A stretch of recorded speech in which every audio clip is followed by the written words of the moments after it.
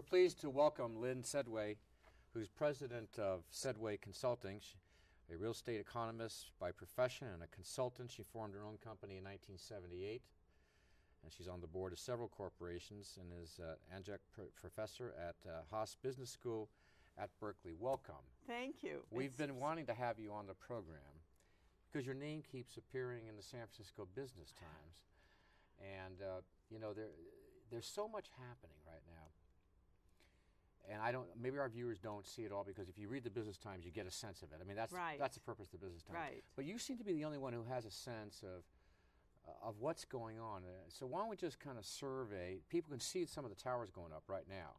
Right. You can see that on by the freeway. You can see Rincon. But what do you see? It's been the most interesting place to be recently. You remember a few years ago, everybody said the central cities are dead. Mm-hmm. Well, look at what's going on. We have thousands of condominium units going up, and also quite a few apartments. And what we see going on is the city's the place to be. It's where the action is. So young people in the, say, 20 to 35 age range want to be downtown and in the city, and empty nesters want to move back downtown. So we have major groups that really want to be here. And in between, the old Ozzie and Harriet family of the two parents, two kids, dog Spot and cat are a thing of the past. They're really in the minority. So we see a lot of professionals. For urban areas like San Francisco. Well, statistically, they're in the minority as well, but in San Francisco, most particularly.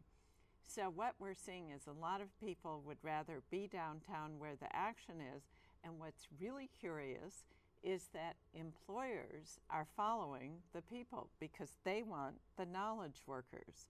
So even high-tech companies are opening offices downtown.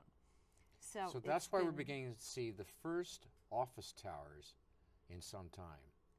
Yes. Well, that's for several reasons. Well, let's stop you for a moment. Okay.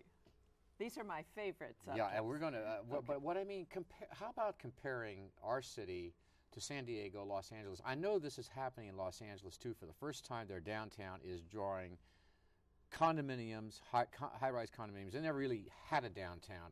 San Diego, same thing. Is this a phenomenon up and down the West Coast, and in fact throughout the country? It is, and if you can add Seattle to that, and Sacramento, and Portland, and certainly Vancouver, while we're on the West Coast. But it isn't just here. Of course, New York.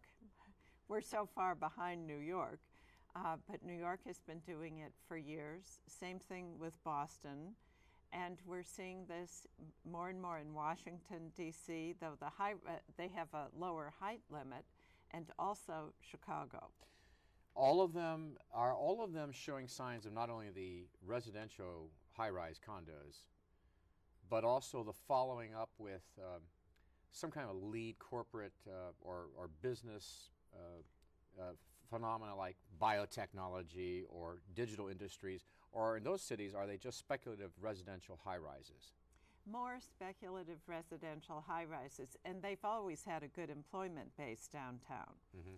I think what's different here is that we thought of the high-tech companies, biotech and traditional high-tech, as being located in the Silicon Valley. Still true, but now they're more and more moving to downtown San Francisco.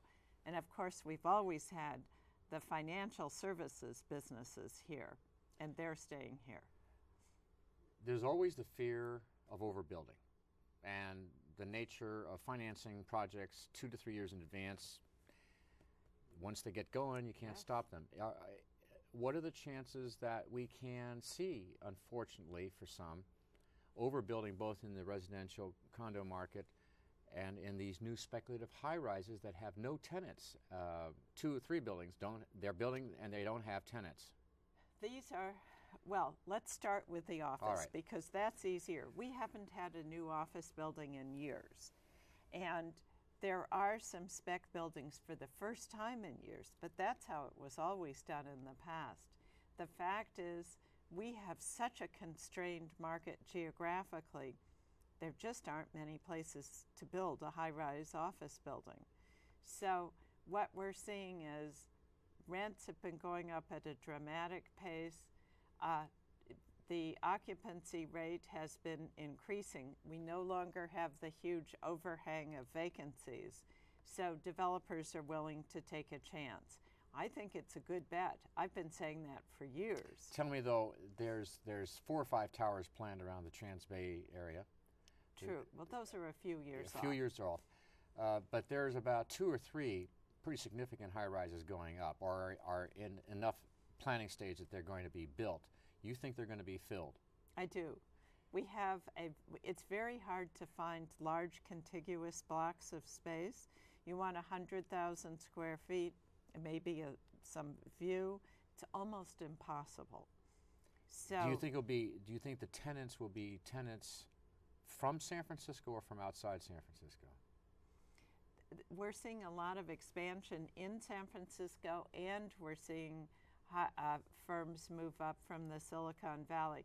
Not that they're giving up their locations in the Silicon Valley, but they are also growing up here. And the character of in other words, we had a couple of, we had Salesforce move out of San Francisco, and we had Brain Trust move their production to Vancouver, but it's becoming more of an executive home center, not necessarily for, I mean, incubation seems to lead to outside the city. Once they form their company and they grow, they seem to leave the city because of all the expenses of doing business. Is that correct? Well, there have certainly been challenges. You are certainly correct that there have been challenges.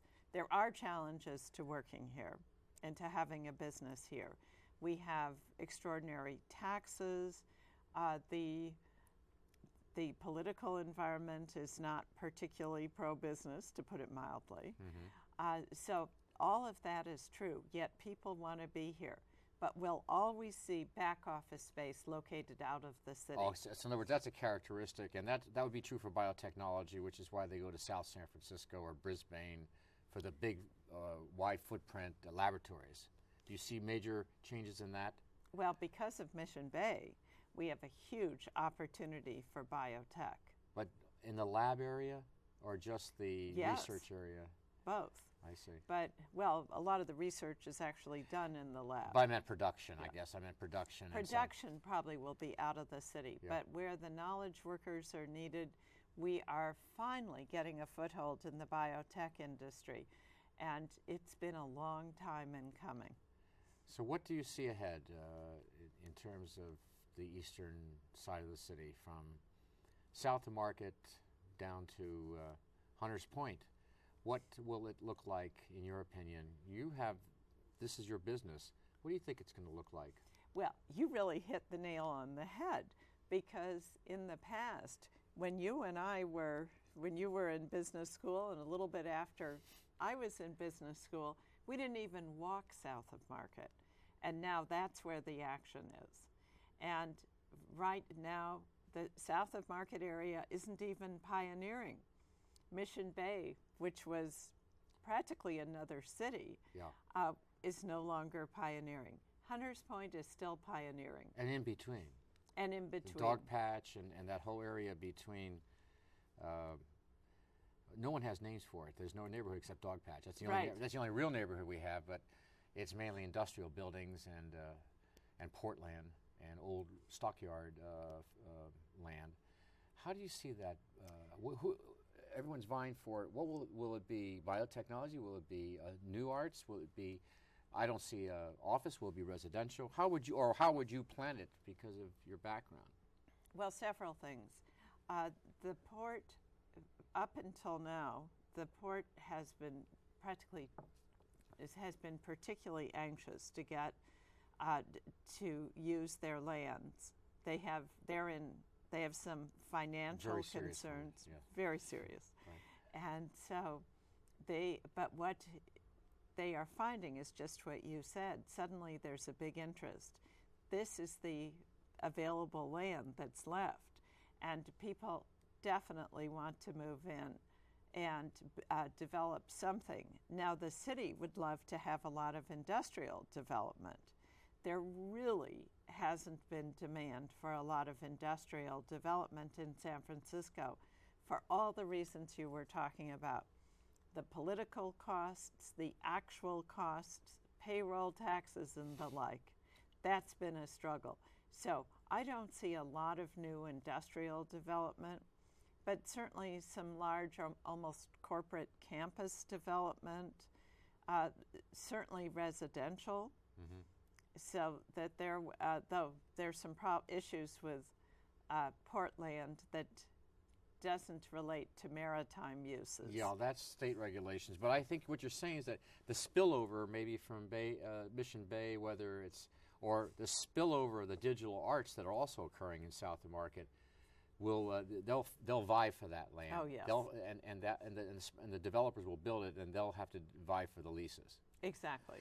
Before we go, I always want to feature successful women like yourself, because I, being in the real estate industry, know that as of recently as 10 years ago, the idea that real estate brokers, male real estate brokers, would respect female real estate brokers, you know, it was they're incapable of learning the art of the deal or incapable of analyzing a property.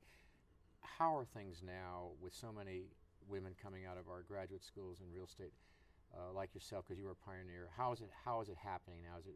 Have there been some relief? Huge breakthroughs. First of all, it was never a disadvantage. At least I never looked at it as a disadvantage to be a woman. We were so different. The few of us, we were always the first in. The first we were really the pioneers. Yeah. But it made us different, so we were noticed. So I have no complaints. I've had a wonderful career. Today is even better. We have lots of women. I mentioned that I started my own firm in '78, but we were acquired by C.B. Richard Ellis in 1999. We have a lot of women in top executive positions. In addition, I don't know if you noticed the New York Times with that huge, one of the biggest apartment projects that was acquired by Tishman Speyer. I think there are 11,000 units and then more development potential. The broker was a woman from C.B. Richard Ellis.